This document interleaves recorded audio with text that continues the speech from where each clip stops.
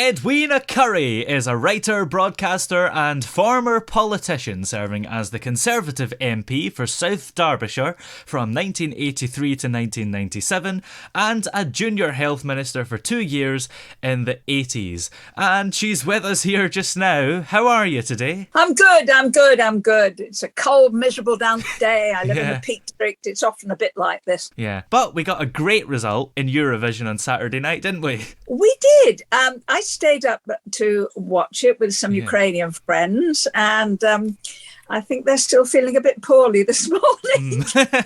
Yeah. Well, what got you interested in politics in the first place? When you have to go back more than half a century.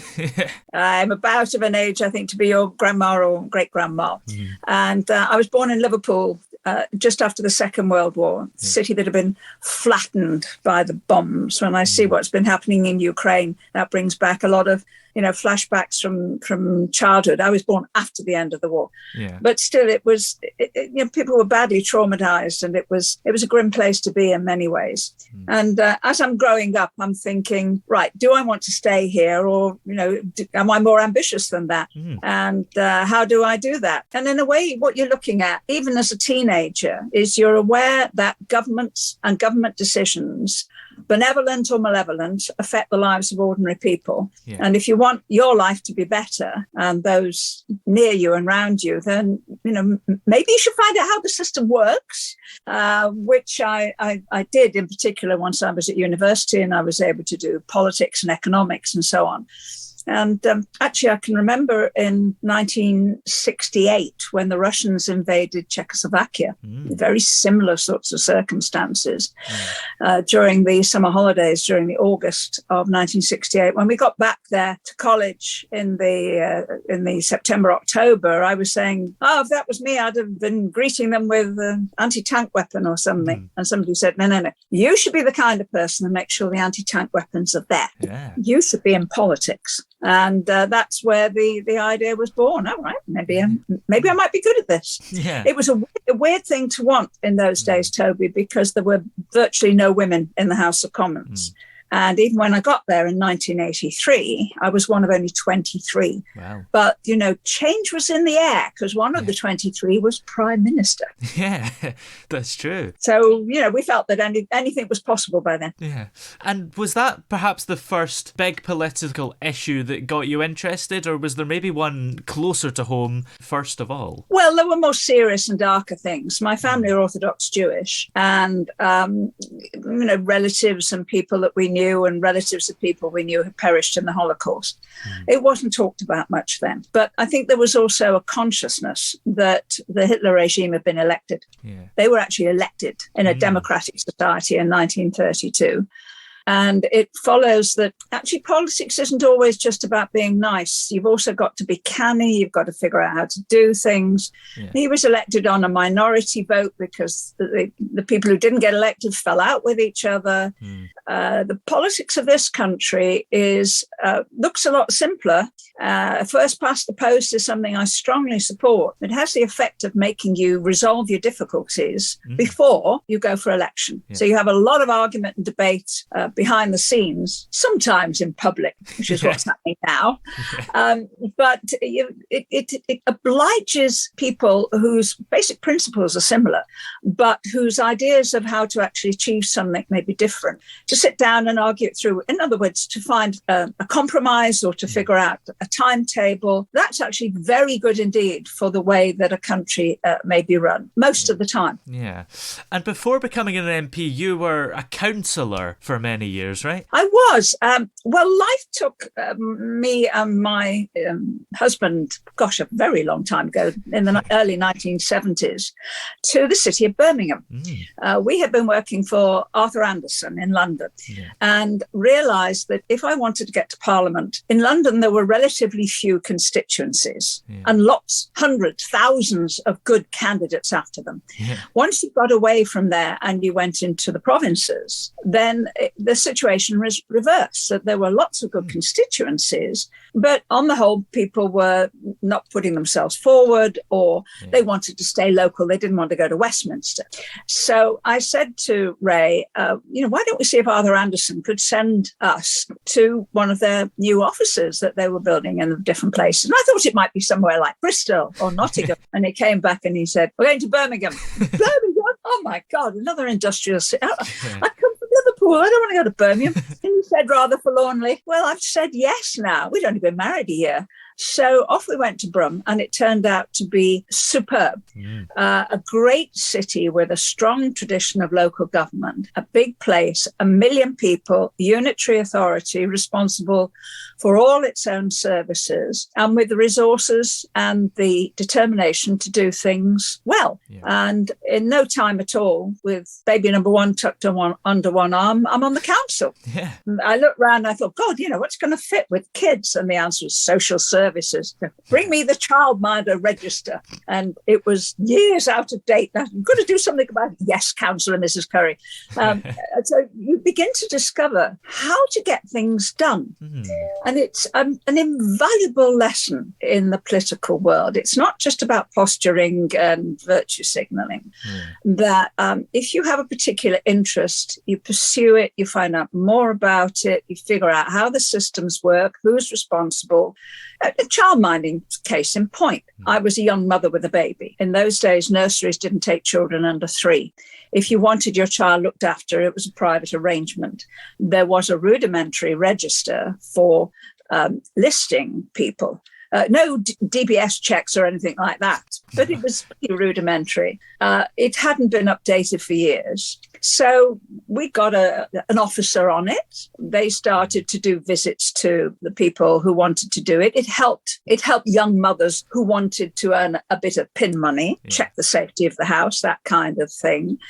And then when I got into a position of more responsibility, I said, look, they're a wonderful resource. They are carers who want to care, and they're not costing us anything. Let's do some training. Let's get them together. So once a week, that's what we started to do. We train them to look for things like malnutrition in the children or symptoms of child abuse, that kind of thing. And it's something that you could extend to carers of old people. We started doing a night watch system in which we would pay staff to go and sit with somebody who was old or sick, or perhaps a disabled person during the night. Didn't cost very much, but again, you're looking for signs of failure that you can help, but you're also giving support and advice. You're creating networks that didn't exist before, all quite low key. But you think to yourself, hey, this is all right. You don't need an army of people to do it. You need the will and a bit of imagination. And I was on Birmingham City Council in all for, I was on for 11 years. Wow. But once I got elected to Parliament, all I could do was just sort of turn up and wave. There's a story actually connected with that. And it goes back into British political history.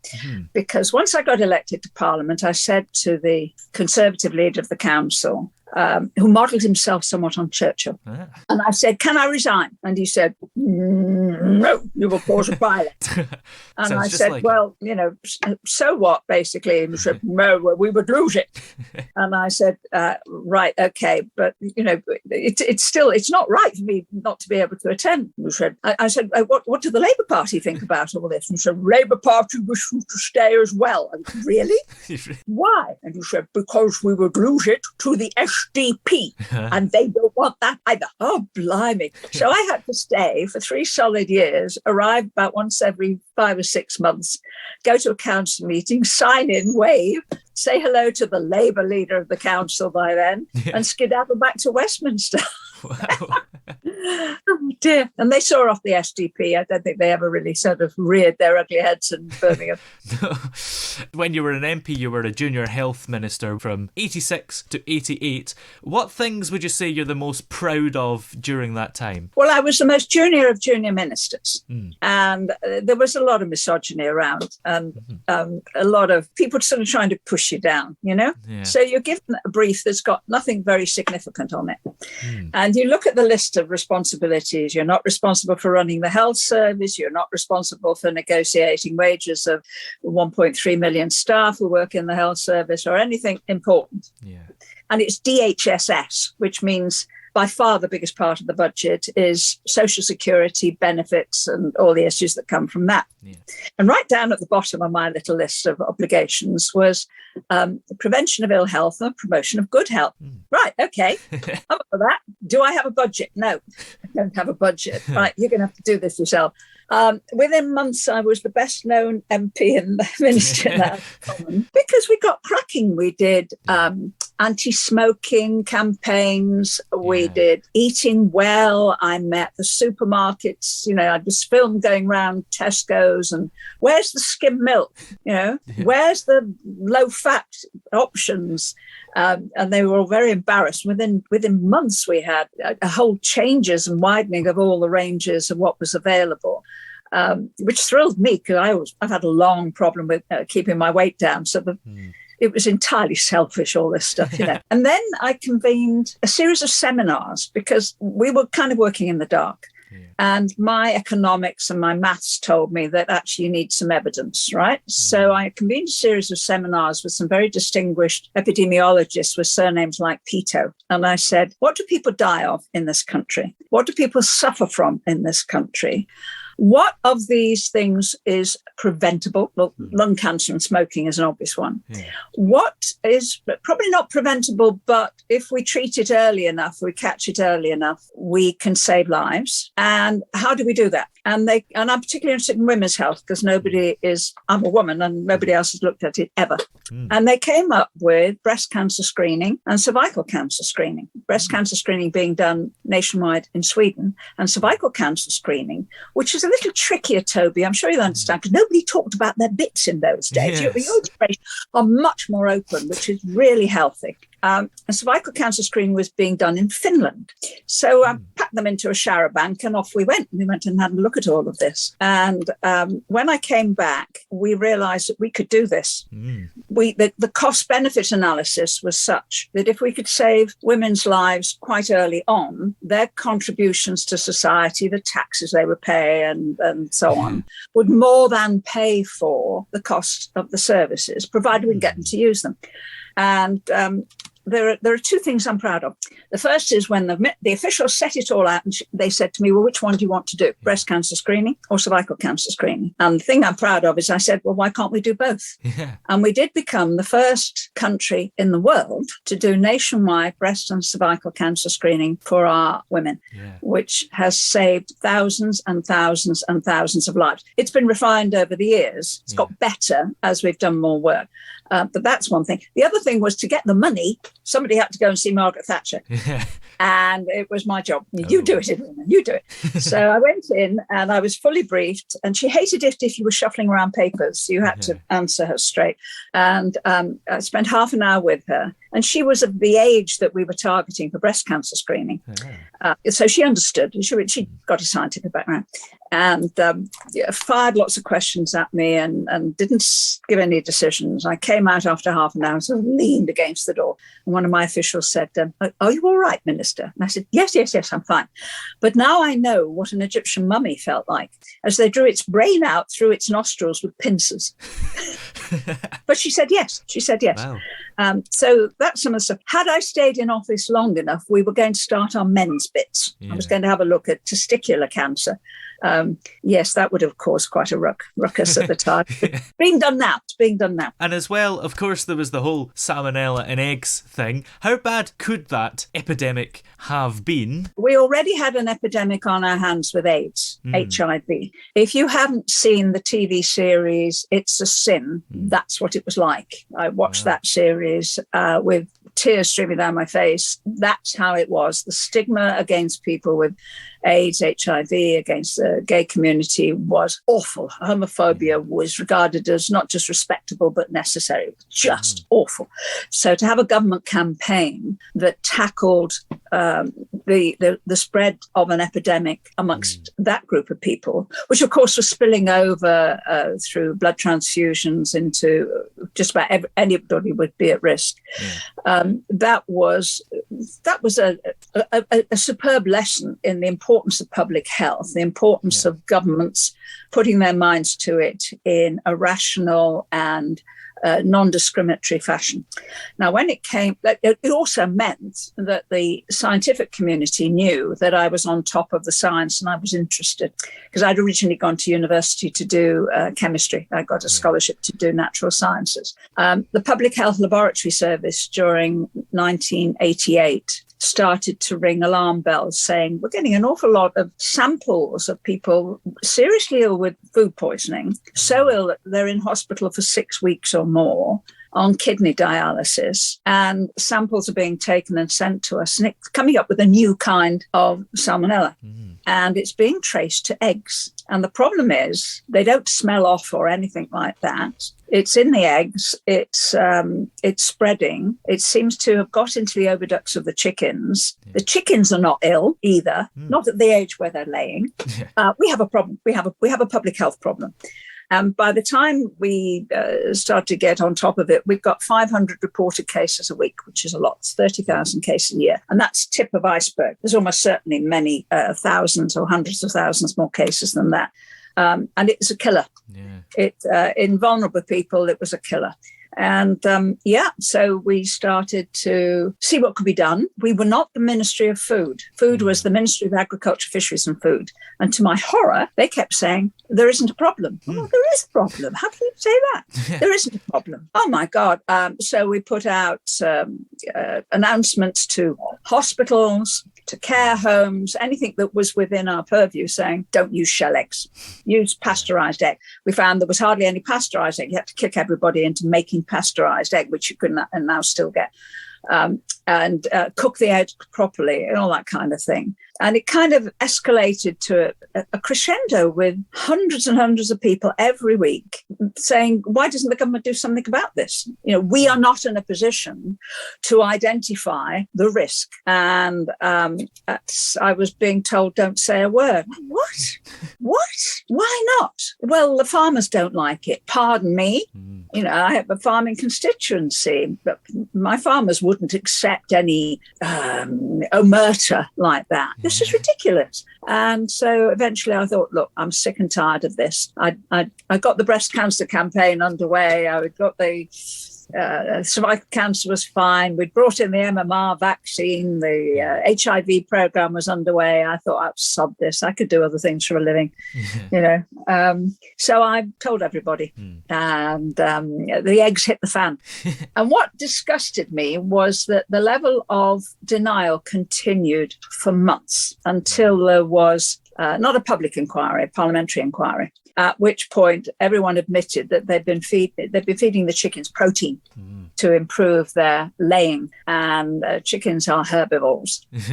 They had been feeding them, Toby, ground up dead chicken, and also fish meal, which came from ground up dead things found in inland waters, the shells of mollusks and shrimps and stuff like that. What do we have in inland waters? Sewage. Oh my God. Anyway, we sorted out the eggs. I left, but MAF continued for a number of years. All right, MAF continued to do stupid things. BSE came up as a direct result of something very similar, of feeding herbivores, cows, ground up protein from infected dead stock. And then we had foot and mouth disease twice, at which point Tony Blair, who was the Prime Minister, closed down MAF. And we should have done that years before. He created DEFRA, which has had a much more positive outcome. There you go. That's a long story, but that's the answer to it. And that's certainly a lot of achievements in 2 years as a junior health minister. Would you say that's more than the average health minister? Yeah.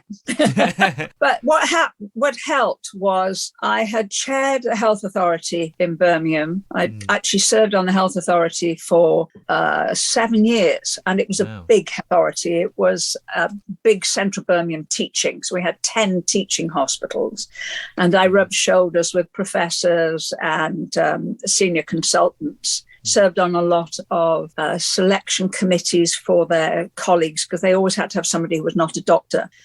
Got to know them all really well. And, you know, after the selection committee, we go and have lunch, and I would say to them, tell me what's going on. What's the big stuff in your department? Is there anything we can help with? I also chaired social services and I chaired housing. I'm very good indeed at sitting there at the top telling other people what to do. Yeah. So that was a good background to have. Yeah. Being a health minister and, having your constituency as well, did you ever have to prioritise one over the other, or did you still manage to find time? It depended a bit what was going on. The representing a constituency, particularly one like mine, where we got good communications and terrific people. We'd gone through the miners' strike in 1984, almost as soon as I was elected, to my surprise and naturally secret delight.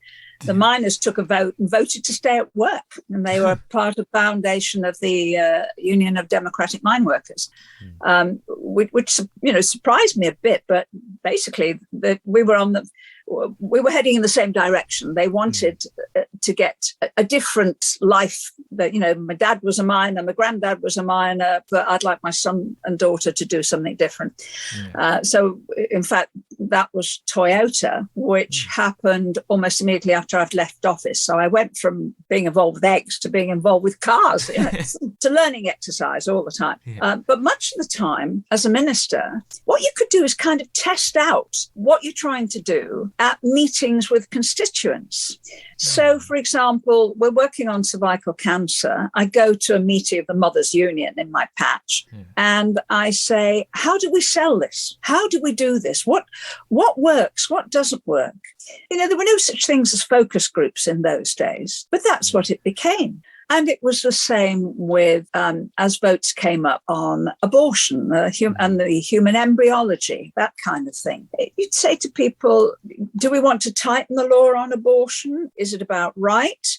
Or do you think we should make it a little easier? They were very liberal-minded, particularly the women I was talking to. And then I'd say why? Tell me. And they'd say something like, could be my granddaughter. I wouldn't want her life ruined by one mistake. Oh, my goodness. And I would pick up that the underlying philosophy of many ordinary people in this country is quite liberal-minded, it's kind, it's tolerant. If people express a fear, it's a genuine one. There's something behind it. Let me give you a more modern example. Coming, say, to the 2010 election, when Gordon Brown is the Prime Minister. He's a decent bloke, and he is tackled by a woman who's on her way to post her postal vote for him. Oh, yeah. And she says, what are we going to do about immigrants? And he is quite dismissive, and he gets in the car, he's still mic'd up, and he talks about her being a bigoted woman. Oh, wow. It's one of the reasons that he lost the election. Okay. And it's one of the reasons it's still an issue now. Right. I'm the grandchild of immigrants, right? I know how much immigrants contribute, so I'm not fearful. But what you have to think of is what's behind that fear. And Toby, it's fine for people like me. I've got 2 university degrees. Nobody is going to come in from another country and replace me. But so many of my constituents, or the Red Wall seat, the old Red Wall seats, they're not people with a university education. They have basic skills. And the people who have arrived in recent years have replaced them in their jobs, often at lower wages. They are a threat. A big threat, and a government that seemed to welcome unlimited migration into the country was going to be a government that eventually got voted out. That's how that worked. That's how it worked. Now, Boris, you can think of all the good and bad words about it, but he has a nose for those sorts of issues. Of course, as well, you mentioned the whole homophobia earlier, but you actually tabled a motion to lower the age of consent for male homosexuals. You didn't quite get it to the exact same age, but you got it lower, didn't you? Oh, we had a very exciting time. It had the gay rights at that level, age of consent, which to me was an absolutely fundamental right. I'm a Tory. I like small government. I believe that we should have as little legislation as possible telling us what to do. I hate being told what to do. I'm not really a libertarian, but I couldn't have been a health minister if I was libertarian. But I'm sympathetic to the idea that most of the time, live your life as you wish, as long as you don't hurt other people, as long as your rights don't infringe on the rights of other people as far as possible. And who you sleep with is your business, all right? That we protect children, we protect the vulnerable. But apart from that, there should be equality in the way that the law applies to personal relationships. And there wasn't. It was highly discriminatory.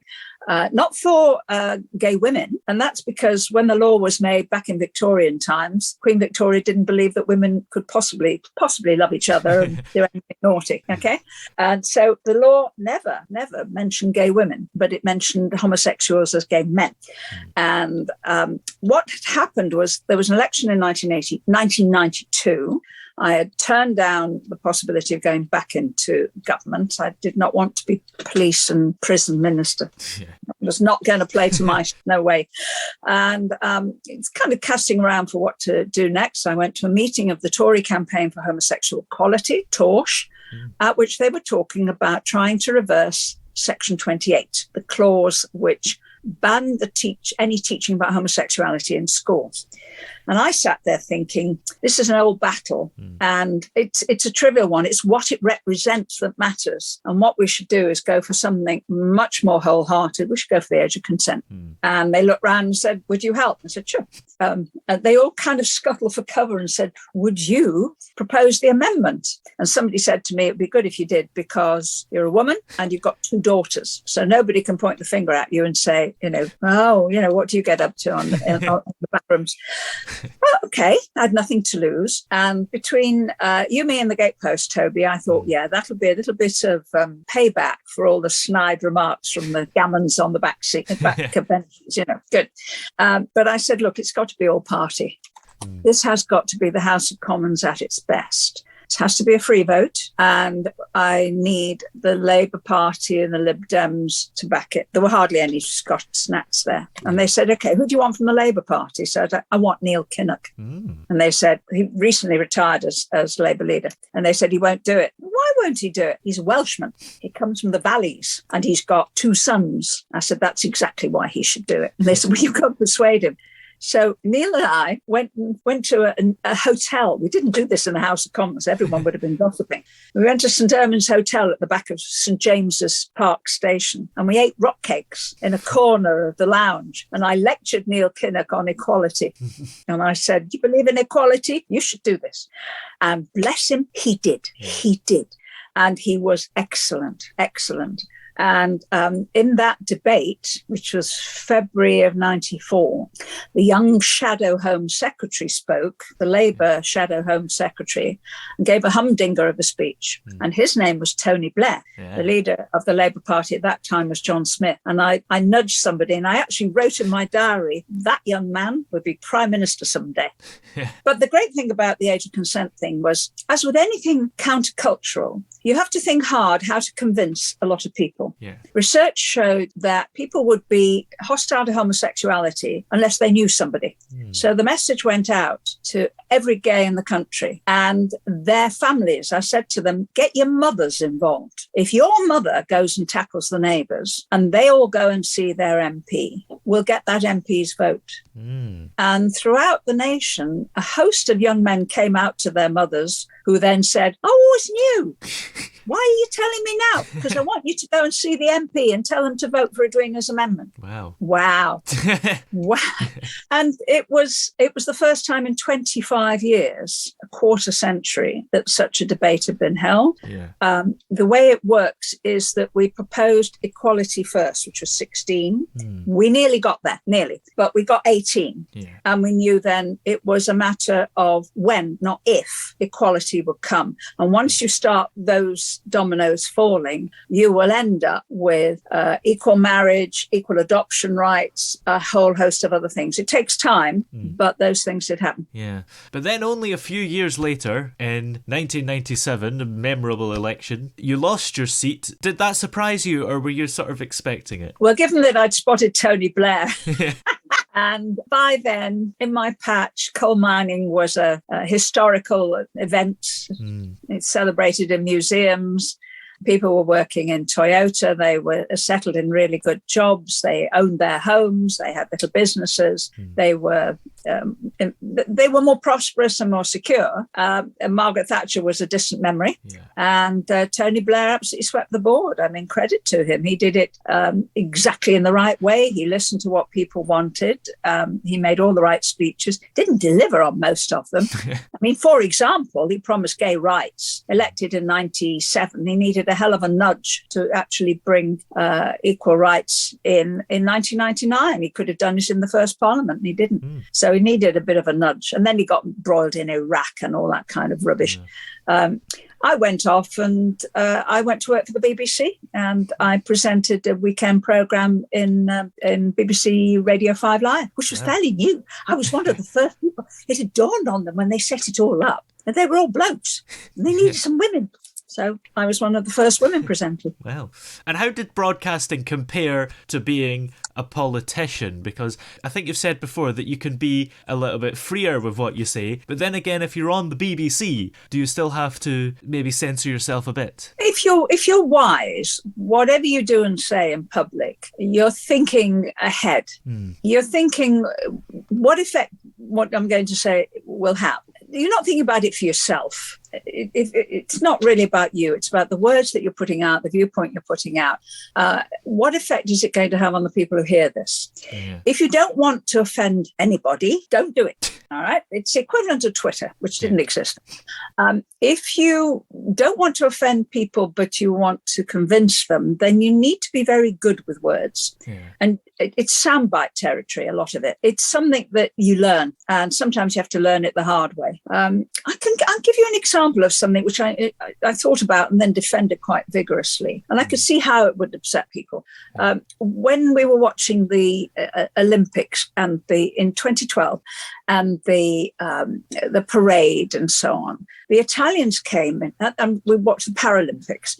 Italians came in and they all had zoot suits and they all had the same wig and they all looked so cute. Whether they were in wheelchairs or not, they looked really fabulous. They obviously thought about how to look like Italians or our stereotype of Italian.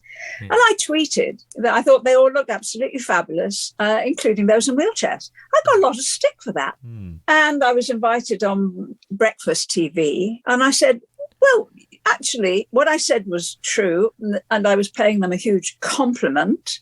And I wasn't dissing people in wheelchairs. On the contrary, they had clearly decided to collude as sports people in a big joke. And if you say, oh, you can't say anything rude about people in wheelchairs, pardon me, I didn't. So, that sometimes you think hard about, sometimes you say things slightly off the top of your head, inevitably, because you're a human being. And then when you think about it, you may wish to correct it or adjust it or explore it a bit further. Sometimes you're just content that the issue is being debated. Now, unscrupulous politicians use this all the time. Brexit debates, £350 million going to Europe that could be going to the NHS. What did the opponents of that say? They would endlessly talk about how much money was going to Brussels. It didn't matter how much money was going to Brussels. The issue was that money was going to Brussels that could be used for something else. Do you see? So it's very clever to raise the issue in a way that has opponents going, oh, you got that wrong. And as well as broadcasting and politics, you've done writing as well, fiction, and of course your diaries. What made you want to release books? I'd always written my own speeches, even back in Birmingham days. I used to write regularly. I put articles in the Birmingham Mail, usually trying to explain what we were up to as part of this free publicity machine, right? Never had a book or advertising or anything. And that meant that I liked writing. I always enjoyed writing. And I started keeping a diary, a private diary, in August of 1987. Once we had won that election, which was the third one in a row, which was unprecedented, I think we all realised that what Margaret Thatcher was up to was astonishing. Astonishing. She really was changing the country, changing the way that the nation was thinking about supply, about the role of the unions, a whole host of things. And she was winning with huge majorities. Okay. And there was I with a ringside seat. So I started keeping a diary.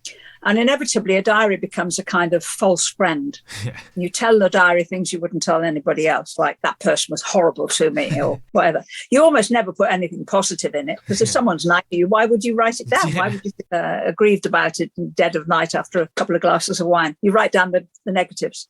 And it was never intended for publication. I thought at some point I would write a memoir or an appreciation of Margaret Stay from having had a ringside seat. Yeah. When I left office in 1988, I was approached by a publisher who said, you've been partaking in a lot of interesting stuff in the last couple of years. Do you want to write about it? Sure. Okay. And I had access to all the ministerial papers. So I wrote a book. I've actually still got a copy of it here, called Lifelines. Yeah.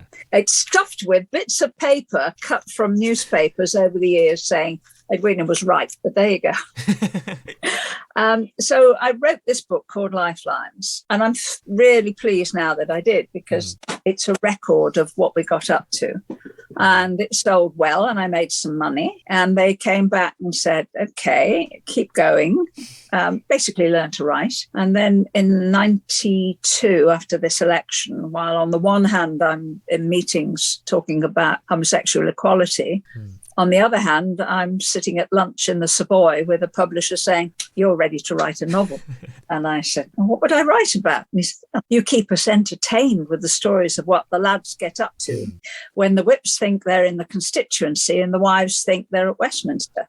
And I bristled and said, some of us don't have wives, some of us have husbands. And they said, that's the novel. That's the novel. Now go away and write a couple of chapters and see how you get on. So I came back with 5 short chapters. I got 5 characters who I called A, B, C, D, and E. And I wrote a short chapter about a crisis in their lives, which would form part of a plot. And one was a gay minister who's been misbehaving in Amsterdam, comes back to find that the person that he's misbehaved in Amsterdam with is waiting to see him in the lobby of the House of Commons. That was based on Jeremy Thorpe and Norman Scott. One is a woman MP who comes home early to find her husband in bed with a neighbour. That was based on one of my women colleagues. Wow. And there were 2 or 3 other scenes like this. Yeah. And I'm writing them and I think, well, I'm rather enjoying writing about sex. This is fun. So I presented about 30,000 words in these 5 short chapters as character portrayals. And the agent's eyebrows went straight up. And he came back and he said, oh, right, okay, I think I can sell this. And a few weeks later, I got a phone call in the House of Commons. And the voice at the other end was Hillary, the agent, who said, are you sitting down? And I said, why? He said, because I've sold it for you. Wow. And then he told me how much, and it had noughts on it. Yeah. And my salary at the time was £22,000. I said, great, what do I have to do now? He said, you have to bloody write it. And so I did. And in fact, it just kind of came out of me. We had a gay character. We had a black guy who wanted to be a candidate who got beaten up, who was also based on somebody that I knew. I put all the prejudice and all the back scenes in that I had witnessed. And I gave the leading lady a lover in the House of Commons. And it became a #1 bestseller. Yeah. Paid for this house, I can tell you. And in fact, I'd written so much that we ended up with a second novel. Wow. I ended up doing 6 novels altogether. I was dead lucky, Toby. It was just before the internet. They had to be real books, hardbacks, 20, 25 quid each. And they sold like hotcakes. Wow. I'm very, very lucky. And of politics, broadcasting and writing, which has been the hardest? Oh, now that's a strange question, because each of them poses their own limitations and frustrations. Yeah. You can't achieve much through broadcasting. In broadcasting, you are just promoting freedom of speech and expression. It's well paid, but it is risky, and you run the risk of getting the boot if you do or say something wrong. I never did. I mean, I have stopped doing a lot of it recently because I'm just at the age of 75. I'm too busy doing other things. But there you go. When it comes to writing, especially if you're writing fiction, you can get things off your chest. You can tell the truth in fiction, which you can't do when you're writing maybe a serious memoir or something like that. And the lawyers will get at it and take stuff out. When you're in politics, though, if you genuinely try, you can genuinely make a difference. Yeah. So that makes the frustrations worth the effort. Yeah. Worth the effort. So it's a different way of answering your question, but that's the way I would word it. That if you're looking at what's worthwhile, then serving the public as an elected official of some kind or other is really worth doing. Yeah. Now, here we go with these probing questions. As a former health minister, how well do you think the government have done over the last 2 years with COVID? Well, they started off badly, but then that's true of an awful lot of governments. Yeah. They caught up very, very fast. And with the funding that went to Oxford and AstraZeneca, we ended up with a world-beating vaccine. Absolutely superb, a lot cheaper than Pfizer and just as effective, and able to go to many other countries. I think it's about 180 countries it's used in now, where Pfizer is just too expensive to use. So they did very well with that, with the vaccine development, the vaccine rollout. Test and trace was always going to be hard. Yeah. Because the people who need to work, like delivery drivers, not going to get tested, And the head of steam that built up against lockdown and masks, I deplored. The argument now is we should have been more like Sweden and let people do their own thing. But general health in Sweden is much, much better than it is here. We have so many obese people, starting with the Prime Minister, who ended up in hospital desperately ill. So I think they got their heads round it and eventually got the backing of the public within weeks. What happened with the care homes was a tragedy. It happened in many other countries as well, because nobody realised how vicious this respiratory disease was against old people, and especially those with underlying health reasons, which is why they have been in hospital in the first place. And the care sector has been woefully undersupported. It's not just underfunding, undersupported in so many ways. And those weaknesses then come home to haunt us. But more recently, I think with coming out of lockdown quickly and saying to people, look, just use your common sense. I think that's been very, very successful. There has been a wave of COVID infection, but it's not been serious. Most people have had it. I haven't, as far as I know. Vaccinations rates continue to be very high. And I think we all know that if we have to, if there's a new wave, we'll just get another jab. I've got 4. Ooh. The pink cushion. Yeah. I think recently they've done it pretty well. And it's now time for us all to move on from this appalling episode, dreadful tragedy affecting the world and its citizens. And so-called Partygate, does that issue bother you at all? Well, they should not have been having parties in Downing Street. And the senior civil servants there who were sending out some of those invitations should not be now employed by the public purse, in my humble view. That was wrong. That was just plain wrong. And it seems to have been happening all the time. It seems to have been part of a culture of, Downing Street, we work really hard. Whitehall, we work really hard. We work long hours and we'll make it a lovely place to work because we'll have a few drinks afterwards. Personally, I do not think there's any place for alcohol in the office. You want a party, go to the pub. Oh, the pub's shut. There's a reason the pub's shut. Go home. And that should have been the approach of the responsible adults who were there. The Prime Minister, I think, got caught up in it inadvertently. I don't think he was the leader of it. I think the accusations that he was the instigator, I think, are nonsense. It's clear that some of these events happened and were organised by other people, including his wife, who should have known better. But the emphasis on it from last November, I think it's been deeply unhelpful. And it will come back to bite Keir Starmer and Angela Rayner. And it always would have done. Somebody should have said to Keir, hang on a minute, before you start claiming the moral high ground, are we absolutely sure that we aren't vulnerable? Right? Because hypocrisy is a charge that can stick. And it round where I live, where, quite a lot of people around here vote Labour, there were parties going on all over the place. Yeah. Often in people's back gardens, which would do no harm, but still. So I deplore that endless poking around. And certainly once the Ukrainian war started, I think in the interests of freedom and democracy and the safety and security of Europe, the Labour Party should have abandoned it, stopped it. I don't think it will do them any good in the long term. Yeah. And of course, Keir Starmer as well is facing his own accusations, as you touched on. What do you make of them? Do you have the same opinion, or is it maybe, as you mentioned, the hypocrisy there that maybe bothers you? Well, I think the hypocrisy flows right through. I think it flows a lot through the Labour Party. There's a reason I choose year by year to renew my membership of the Conservative Party, because for all its faults, I think Conservative governments have benefited this country hugely, and Labour governments have not, with odd exceptions like bringing in the health service and so on. But then you're going back to when I was a baby. That's a long, long time ago.